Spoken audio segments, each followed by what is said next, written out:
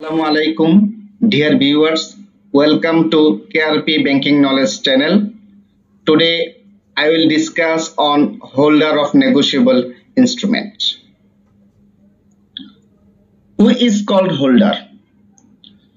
Holder is any person who legally entitled to possession of negotiable instrument, who has the right to receive the payment thereof on due date, is called holder অর্থাৎ চেকের মালিক। তাহলে একজন ব্যক্তিকে holder হতে হলে সে legally একটা check পাইতে হবে। যখন সে লফুলি একটা চেক পাবে তখনই সে ওই চেকের মালিক হবে অর্থাৎ ওই চেকের হোল্ডার হবে। If a person wants to be a holder, he must need to fulfill following two conditions. Number one, entitled to possession of the instrument and entitled to receive the amount. অর্থাৎ একটা instrument তার পজিশনে রাখার অধিকার থাকতে হবে এবং ওই ইনস্ট্রুমেন্টের পেমেন্ট পাওয়ার অধিকার থাকতে হবে। যদি পেমেন্টটা না পায় তাহলে সে তার মামলা করার অধিকার থাকতে হবে। তাহলে এখানে যেই শব্দটা গুরুত্বপূর্ণ সেটা হচ্ছে এন্টাইটেলমেন্ট। ধরা যাক করিম একটা চেক চুরি করে পেয়েছে, তাহলে করিমের কাছে পজেশন আছে ওই চেকের। তাহলে করিম কি ওই চেকের বা ওই ইনস্ট্রুমেন্টের হোল্ডার? as per definition আমরা দেখি যে ব্যক্তি কোনো ইনস্ট্রুমেন্ট লফুলি বা লিগালি পাবে সেই হচ্ছে হোল্ডার, সেই হচ্ছে মালিক এবং তার কাছে ওই নেগোশিয়েবল ইনস্ট্রুমেন্টটি তার পজিশনে রাখার অধিকার থাকবে এবং ওই নেগোশিয়েবল ইনস্ট্রুমেন্টের পেমেন্ট পাওয়ার অধিকার থাকবে। পেমেন্ট না পেলে মামলা করার অধিকার থাকবে। এখন করিম যেহেতু চেকটি চুরি করে পেয়েছে, করিম কি ওই চেকটি তার পজিশনে রাখার অধিকার আছে কিনা? করিমের কি ওই চেকের পেমেন্ট পাওয়ার অধিকার আছে কিনা? যদি চেকের পেমেন্টটা না পায় করিম কি মামলা করতে পারে কিনা? যদি করিমের এই চেকটি পজিশন রাখার অধিকার না থাকে, এই পেমেন্টটি পাওয়ার অধিকার না থাকে, যদি মামলা করার অধিকার না থাকে, তাহলে করিম ওই চেকের হোল্ডার নয় বা ওই নেগোশিয়েবল ইনস্ট্রুমেন্টের হোল্ডার নয় এবং সে ওই চেকটি ওই চেকটি বৈধভাবে পায় নাই। যদি একজন ব্যক্তি লিগ্যালি একটা নেগোশিয়েবল ইনস্ট্রুমেন্ট পায় তখনই তার এই দুইটা কন্ডিশন ফুলফিল করতে পারে, অর্থাৎ ওই ইনস্ট্রুমেন্টটি তার পজিশনে রাখার অধিকার থাকবে এবং ওই ইনস্ট্রুমেন্টের পেমেন্ট পাওয়ার অধিকার থাকবে। কিন্তু কেউ যদি দুই নাম্বারই কোনো ওয়েতে একটা ইনস্ট্রুমেন্ট পায় তাহলে ওই ব্যক্তির ইনস্ট্রুমেন্টটি তার কাছে রাখার অধিকার থাকবে না, ওই ইনস্ট্রুমেন্টের পেমেন্ট পাওয়ার অধিকারও থাকবে না, পেমেন্ট না পেলে মামলা করার অধিকার থাকবে না। তাহলে দেখা গেল যে একজন ব্যক্তি যখন লফুলি একটা চেক পাবে সেই হবে হোল্ডার অথবা চেকের ওনার। তার কাছেই কেবল ওই ইনস্ট্রুমেন্টটি তার পজিশনে রাখার অধিকার থাকবে এবং সেই কেবল ওই ইনস্ট্রুমেন্টের পেমেন্ট পাওয়ার অধিকার রাখবে আর পেমেন্ট না পেলে মামলা করার অধিকার থাকবে। তাহলে একজন ব্যক্তির কাছে ইনস্ট্রুমেন্ট থাকলেই হবে না, ইনস্ট্রুমেন্টটি রাখার অধিকার তার আছে কিনা।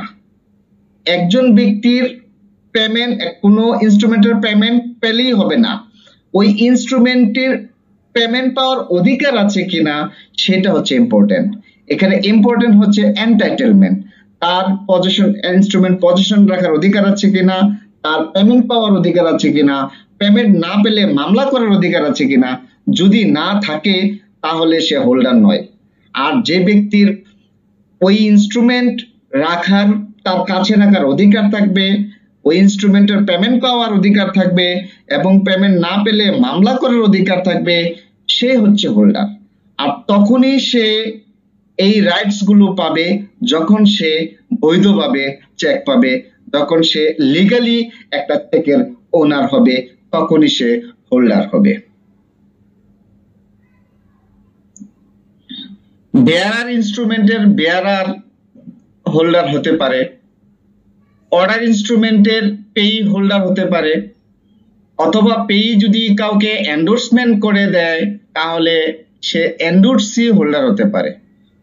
শর্ত হলো তারা অবশ্যই লিগালি ওই চেক বা ইনস্ট্রুমেন্ট ওন করবে। উদাহরণ দেখি, a promissory note is drawn as payable to Rajiv or to his order. একটা প্রমিসরি নোট যার প্রাপক হচ্ছে রাজীব। রাজীব সেই প্রমিসরি নোটটি চুরি করে পায়নি, কুড়িয়েও পায়নি, ফরজারি করেও পায়নি। রাজীব লিগালি লফুলি এই প্রমিসরি নোটটি পেয়েছে। তাহলে রাজীব হোল্ডার হওয়ার জন্য যে শর্তগুলো সেগুলো ফুলফিল করেছে, অর্থাৎ এই প্রমিসরি নোট তার কাছে রাখার, অর্থাৎ তার পজিশনে রাখার অধিকার আছে, এন্টাইটেলমেন্ট আছে। রাজীবের এই প্রমিসরি নোটের পেমেন্ট পাওয়ার অধিকার আছে, এবং এর পেমেন্ট না পেলে রাজীব মামলা করতে পারে, সেই অধিকারও আছে। তাহলে দেখা গেল রাজীব এই প্রমিসরি নোটের হোল্ডার। আচ্ছা, if Rajiv gives the instrument to Monir for safe custody, এখন রাজীব মনিরকে এই ইনস্ট্রুমেন্টটি কাস্টডিতে রাখার জন্য দিল। এখন ইনস্ট্রুমেন্টটি আছে মনিরের কাছে, মনিরের পজিশনে আছে, তাহলে মনির কি হোল্ডার? তাহলে হোল্ডার হওয়ার জন্য যে শর্তগুলো দরকার, ফুলফিল করা দরকার, মনির কি সেই শর্তগুলো ফুলফিল করে? অর্থাৎ মনিরের কাছে কি এই ইনস্ট্রুমেন্টের ওনারশিপ লফুলি ট্রান্সফার হয়েছে, নাকি মনির ওই ইনস্ট্রুমেন্টের মালিক, নাকি মনিরের এই ইনস্ট্রুমেন্টটি তার কাছে রাখার অধিকার আছে, নাকি মনিরের এই ইনস্ট্রুমেন্টটির পেমেন্ট পাওয়ার অধিকার আছে, নাকি মনির এই ইনস্ট্রুমেন্টের পেমেন্ট না পেলে সে মামলা করতে পারবে? একটাও পারবে না। কারণ মনিরের কাছে রাজীব ইনস্ট্রুমেন্টটি সেফ কাস্টডিতে রাখার জন্য দিয়েছে, কিন্তু ওনারশিপ ট্রান্সফার হয়নি। অর্থাৎ মনির লিগালি এই চেকটি পায়নি, এবং দুইটা অধিকার মনিরের জন্মায়নি। অর্থাৎ ওই ইনস্ট্রুমেন্টটি তার পজিশনে রাখার অধিকার জন্মায়নি এবং পেমেন্ট পাওয়ার অধিকারও জন্মায়নি। হ্যাঁ, তার কাছে আছে, তো কি হয়েছে? তার মানে তো এই নয় যে তার কাছে রাখার অধিকার আছে, যার কারণে মনির এই ক্ষেত্রে হোল্ডার নয়, রাজীব হোল্ডার। আর মনির রাজীবের এজেন্ট হিসেবে কাজ করেছে, এখানে রাজীব প্রিন্সিপাল, রাজীবই হচ্ছে এই চেকের বা এই নেগোশিয়েবল ইনস্ট্রুমেন্টের হোল্ডার। আচ্ছা, যদি রাজীব এই ইনস্ট্রুমেন্টটি মনিরকে এন্ডোর্স করে দেয়, Rajib had endorse the instrument, Rajib has endorse the instrument to Monir, Rajib যদি মনিরকে সেই ইনস্ট্রুমেন্টটি এন্ডোর্সমেন্ট করে দেয়, তাহলে মনির লফুলি ইনস্ট্রুমেন্টটি পাবে।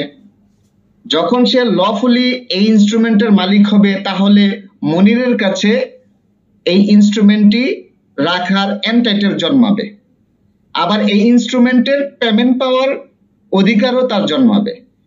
পেমেন্ট না পেলে সে মামলাও করতে পারবে। যদি রাজীব এই এন্ডোর্সমেন্ট করে দেয় ইনস্ট্রুমেন্টটি মনিরের বরাবরে, মনিরের ফেভারে যদি এন্ডোর্সমেন্ট করে দেয়, তাহলে মনিরের এই রাইটস গুলো সৃষ্টি হবে, তখনই মনির হোল্ডার হবে। তাহলে মনিরের কাছে প্রথমত দেখলাম মনিরের কাছে সেফ কাস্টডিতে রাখার জন্য দিয়েছে, সেই ক্ষেত্রে মনির হোল্ডার নয়। আবার যখন রাজীব মনিরকে ইনস্ট্রুমেন্টটি এন্ডোর্সমেন্ট করে দিয়েছে, সেই ক্ষেত্রে মনিরের মালিকানা তৈরি হয়েছে, অর্থাৎ মনির লিগালি এই ইনস্ট্রুমেন্টটি তার কাছে পেয়েছে, যার কারণে হোল্ডার হওয়ার যে দুইটা শর্ত সে মনির সেই শর্তগুলো ফুলফিল করেছে, এই ক্ষেত্রে মনির holder. Example 2, A has issued a check of টাকা 50,000 to B. B has lost it on the way. C has found the check. A একটা চেক ইস্যু করেছে B বরাবর 50,000 টাকার। তাহলে B চেকটি পেয়েছে লিগালি, লফুলি পেয়েছে, অর্থাৎ B চেকের মালিক হয়েছে। বির হোল্ডার হওয়ার জন্য যে দুইটা শর্ত সেগুলো ফুলফিল করেছে, অর্থাৎ বির কাছে এই চেকটি রাখার অধিকার আছে, এই চেকের 50,000 টাকার পেমেন্ট পাওয়ার অধিকার আছে, পেমেন্টটা না পেলে বি এর বিরুদ্ধে মামলা করার অধিকার আছে। তাহলে বি হলো হোল্ডার, যেহেতু হোল্ডার হওয়ার শর্তগুলো বি ফুলফিল করেছে। এখন সির পজিশন কি? যখন বি চেকটি হারিয়ে ফেলেছে, সি সেই চেকটি কুড়িয়ে পেয়েছে। এখন সির পজিশন কি? সির কাছে চেক আছে, সির পজিশনে চেক আছে, তাহলে সি কি হোল্ডার? হোল্ডার হওয়ার জন্য শর্ত হলো ইনস্ট্রুমেন্টটি লিগালি পেতে হবে। সি কিন্তু লিগালি ইনস্ট্রুমেন্টটা পায় নাই, সে সেটি কুড়িয়ে পেয়েছে, তাহলে সে লিগালি পায় নাই, লফুলি পায় নাই, যার কারণে সে ইনস্ট্রুমেন্টের মালিকও না এবং দুইটা শর্ত ফুলফিল করে না। অর্থাৎ সির কাছে এই চেকটি তার সি এর পজিশনে রাখার অধিকার নাই, সি এর এই পেমেন্টটা পাওয়ার অধিকার নাই, সি পেমেন্ট না পেলে মামলা করার অধিকার নাই, যদিও সি এর কাছে অর্থাৎ সি এর পজিশনে চেকটি আছে। তাহলে বোঝা গেল সি হোল্ডার নয়। হোল্ডার হওয়ার জন্য পজিশনটা ইম্পর্টেন্ট না, ইম্পর্টেন্ট হচ্ছে পজিশনের এনটাইটেলমেন্ট, অর্থাৎ পজিশন রাখার অধিকার আছে কিনা সেটা হচ্ছে ইম্পর্টেন্ট। এখানে হারিয়ে যাওয়া চেক সির কাছে আছে, সি হোল্ডার নয়, কারণ হোল্ডারের হওয়ার দুটো শর্ত সে ফিল আপ করেনি, যদিও তার পজিশনে আছে। পজিশনে থাকলেই হোল্ডার হবে না, পজিশনে রাখার অধিকার থাকতে হবে, সেখানে অধিকার অর্থাৎ এনটাইটেলমেন্ট শব্দটা হচ্ছে গুরুত্বপূর্ণ। আরেকটা উদাহরণ দেখি, B obtain a check of taka 50,000 from a, আচ্ছা, and C has stolen the check from B. B একটা চেক পেয়েছে এর কাছ থেকে 50,000 টাকা। আগের মতোই, যেহেতু বি চেকটি লিগালি পেয়েছে, তাহলে বি ওই চেকের ওনার, হোল্ডার, এবং হোল্ডার হওয়ার যে দুইটা শর্ত বি ফুলফিল করেছে, অর্থাৎ এই চেকের পজিশন রাখার অধিকার বির আছে এবং পেমেন্ট পাওয়ার অধিকার আছে, পেমেন্ট না পেলে মামলা করার অধিকার আছে। যখন চেকটি সি বির কাছ থেকে চুরি করে নিয়েছে, এখন চেকের পজিশন আছে সির কাছে, ঠিক আছে, সির কাছে চেকের পজিশন আছে, বাট সির এই চেকের পজিশন রাখার অধিকার নাই, কারণ সি চেকটি কোনো বৈধভাবে পায় নাই, লফুলি পায় নাই, সে পেয়েছে চুরি করে, যার কারণে ওই হোল্ডার হওয়ার জন্য যে দুইটা কন্ডিশন রিকোয়ারমেন্ট, সেই কন্ডিশন বা রিকোয়ারমেন্টস সি ফুলফিল করে নাই, যদিও তার পজিশনে আছে, চেকটি আছে। তাহলে দেখা গেল যে এখানে পজিশনটা ইম্পর্টেন্ট না, পজিশনটা রাখার অধিকার তার আছে কিনা, তার পেমেন্টটা পাওয়ার অধিকার আছে কিনা, পেমেন্ট না পেলে সে মামলা করতে পারবে কিনা, দিস ইজ ভেরি ইম্পর্টেন্ট। যখন সে রাইট গুলো তৈরি হবে, অনলি যখন কোনো লিগাল ওয়েতে চেক পাবে, বৈধভাবে চেক পাবে, তখনই তার ওই রাইটস গুলি হবে।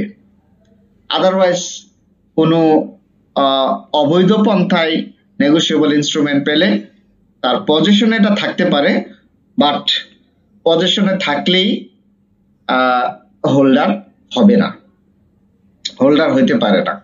হোল্ডার হতে হবে লিগালি লফুলি পাইলে এবং তখন সে ওই ইনস্ট্রুমেন্টের ওনার হবে। Number D, B has anyway got a check from a without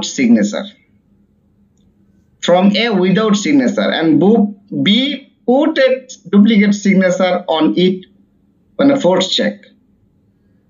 তাহলে বি করছে কি, এর কাছ থেকে একটা সিগনেচার ছাড়া চেক পাইছে, হয়তোবা এ বির কাছে একটা চেক বই রাখার জন্য দিয়েছে, বি ওইখান থেকে একটা চেক ছিঁড়ে নিয়েছে এবং ওইখানে ডুপ্লিকেট একটা সিগনেচার করে দিয়েছে, যেটাকে ফোর্স চেক বলা হয়। তাহলে বি যে এই চেকটা পেল, সে কি বৈধভাবে পেল? না, সে ফোর্জারি করে চেকটা পেয়েছে। যেহেতু ফোর্জারি করে চেকটা পেয়েছে, তাহলে সে হোল্ডার হওয়ার যে শর্ত সেগুলো ফুলফিল করে নাই, তাহলে সে হোল্ডার নয়। থ্যাংক ইউ সাথে থাকার জন্য, ধন্যবাদ।